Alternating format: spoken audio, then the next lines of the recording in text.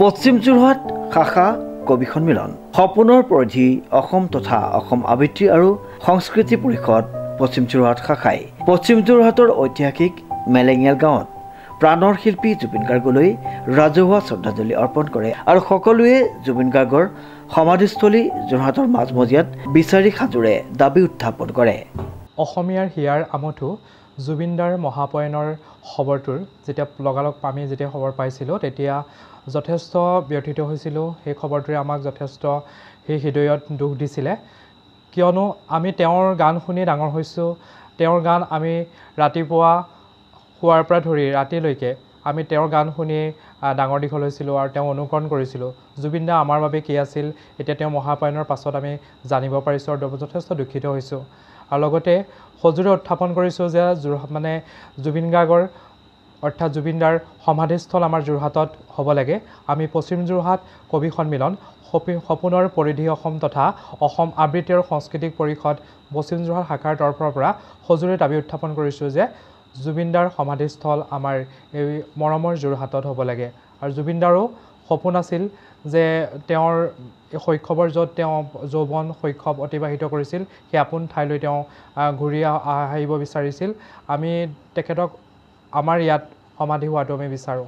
হিয়াৰ আমঠু জুবিন গাৰ্গ আৰু আমাৰ মাজত নাই, এই কথাষাৰ মানি ল'বলৈ মই যিদৰে টান পাইছোঁ ঠিক তেনেদৰে সমগ্ৰ অসমবাসীয়ে এই কথাষাৰ মানি ল'বলৈ টান পাইছে আৰু সকলোৱে আজি শোকাকুল পৰিস্থিতিৰ মাজত অতিবাহিত কৰিছে।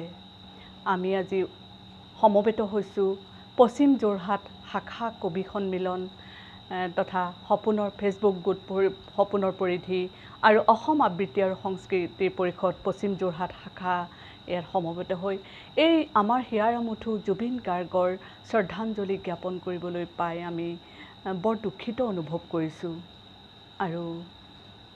আৰু আমি আজি যোৰহাটবাসী হৈ তেখেতৰ যি সমাধিস্থল সেই সমাধিস্থল আমাৰ যোৰহাটত হোৱাৰ বাবে আমি সজোৰে আমি আহ্বান জনাইছোঁ।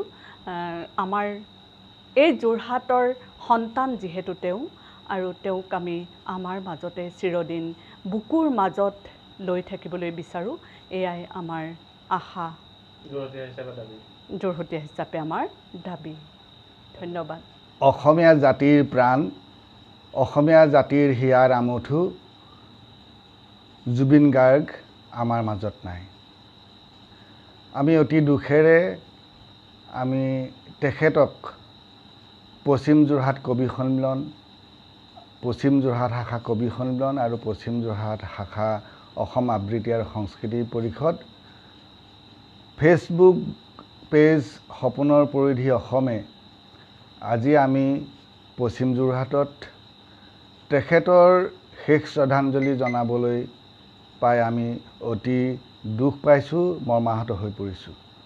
গতিকে আমি আমাৰ প্ৰাণ, আমাৰ জীৱন, অসমীয়া জাতিক পৃথিৱীৰ মজিয়াত চিনাকি দিয়া এই মহান শিল্পীজনক আমি আজি শ্ৰদ্ধাৰে সোঁৱৰণ কৰিছোঁ। গতিকে আমি আমাৰ এই মৰম চেনেহবিলাক যাতে আমি অসম জীয়াই থাকে দেশ জীয়াই থাকে আমি তেখেতক আমি সোঁৱৰণ কৰি যাম, আমাৰ বুকুৰ মাজত তেখেতক আমি লৈ থাকিম। সুমিত দাসৰ ৰিপৰ্ট, নিউজ নাও।